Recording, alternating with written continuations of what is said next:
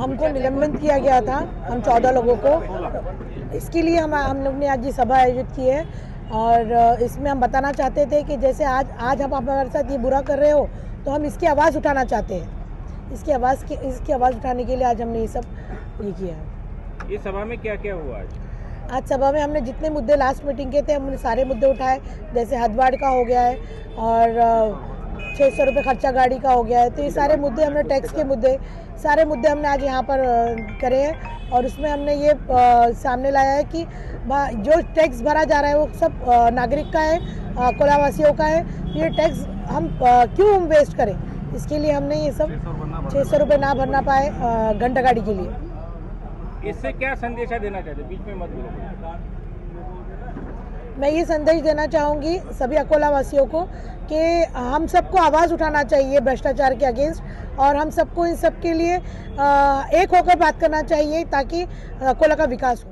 पहिले मनमानी पद्धतीने आणि हुकुमशाहीने 16 नगरसेवकांचं निलंबन केलं, त्याच्या निश्चितार्थ आज आम्ही प्रतिमागत सभा घेतलेली आहे आणि जे अकोल्याच्या विकासासाठी मुद्दे आहेत ते आम्ही या सभेमध्ये आणले आणि ते ठरावसुद्धा मंजूर केले।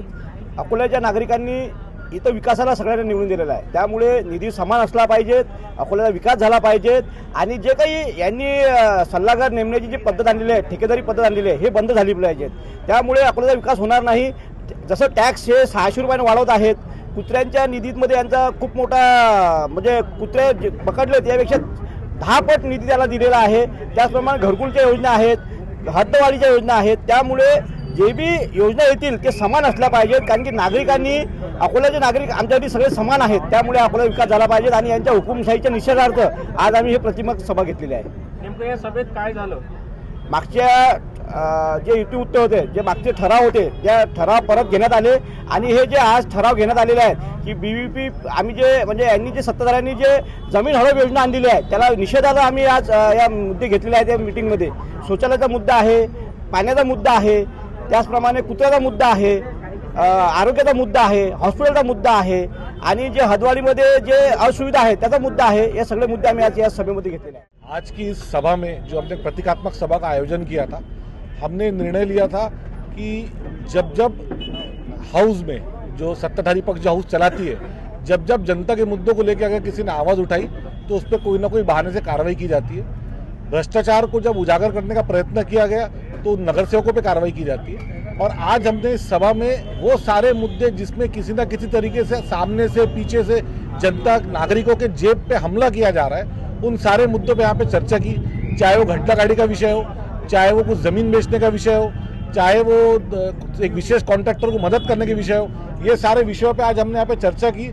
और हमने आज भारतीय जनता पार्टी सत्ताधारी पक्ष को ये संदेशा भेजा है कि आपका दिल अगर साफ हो, आपकी नीयत अगर साफ हो, आपकी नीति अगर साफ हो तो पत्रकारों को बाहर रखने की जरूरत नहीं है। ये सारे मुद्दों पे आज एक ठराव पास किया गया, जिसमें एक ठराव ये भी था कि पत्रकारों को मीडिया को अंदर नहीं आने देना। एक ठराव ये था कि जो भ्रष्टाचार को उजागर कर रहा है उन पर कार्रवाई की जा रही है, तो उसके विरोध में एक प्रस्ताव था। आने वाले वक्त में जब तक कि ये गैरकानूनी तरीके से वो सभागृह चलाने की कोशिश करेंगे, संविधान के ढांचे के अंतर्गत जिस तरीके से नागरिकों के फायदे के लिए सभागृह चलना चाहिए, हम यहाँ पे वो सभागृह चलाते रहेंगे। महापौर उप महापौर सत्ताधारी विपक्ष कैसे पूरा सभागृह बनाए यहाँ पर? देखिए, यहाँ पे आज महापौर जनता से पूछ के जितने भी यहाँ पे लोग मौजूद थे, कुछ नगर सेवक थे, कुछ नगर सेवक छोड़ के दूसरे थे, हमने पहला मुद्दा यहाँ पे रखा कि आप जब इस कुर्सी पे बैठोगे तो आपको जनता के हित पे फैसला देना पड़ेगा। तो आज सबके सहमति से, सबके मान्यता से नीलोफर खान मैडम को आज यहाँ पे महापौर बनाया गया। उसी तरीके से पराग गवई जी जो वंचित बहुजन आघाड़ी के नगर सेवक है, उन्हें उप महापौर बनाया गया। और शुरुआत में उन्हें कहा गया कि आप जब निर्णय लेंगे तो किसी की चिट्ठी के बेस पे आप निर्णय नहीं लेंगे, आप जब निर्णय लेंगे तो जनता हित में अगर आप निर्णय लेंगे तो आप ही कुर्सी पे आके बैठिए। आपल्याला प्रतिकात्मक सभा घेण्यास सत्ताधाऱ्यांनी भाग पाडलं। मुळात आपल्याला प्रतिकात्मक सभा घ्यायची आवश्यकता नव्हती। आमची 16 सदस्य निलंबित झाली, त्यानंतर आमची काही जी सदस्य निलंबित झाली नव्हती त्यापैकी मी पण एक होतो।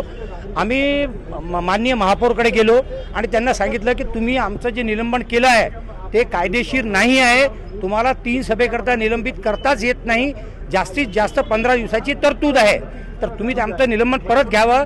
शहराच्या विकासाची प्रश्नावर आपल्याला चर्चा करावायची आहे, आपण सर्व मिळून हे सभागृह चांगलं खेळीमेळीच्या वातावरणात चालू, तर तुम्ही निलंबन परत घ्यायला पाहिजे अशी विनंती करायला गेलो असता त्यांनी महापौर मॅडमला बोलू नाही दिलं आणि भाजपचे एक वरिष्ठ सदस्य आहे ते आले आणि त्यांनी परत नेहमीप्रमाणे आवाज दाबायचा प्रयत्न केला. आम्ही त्यांचा निषेध केला.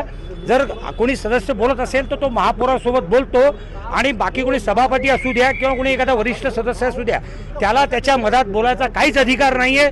त्याचा आम्ही निषेध तिथेही केला आणि मग त्यानंतर आम्ही सभाचा निषेध करून आम्ही प्रतिकात्मक सभा इथे घेत आहोत. आणि ही प्रतिकात्मक सभा घेण्यात त्यांनी भाग पाडलं आम्हाला. आणि हे निलंबन का म्हणून केलं, त्याच्यात त्यांना 13 तारखेला कोणते मुद्दे घ्यावायचे आहेत, ते जनतेच्या हिताचे आहेत किंवा नाही आहेत, या सर्व गोष्टीचा उत्तर आपण पत्रकार म्हणून त्यांना विचारायला पाहिजे.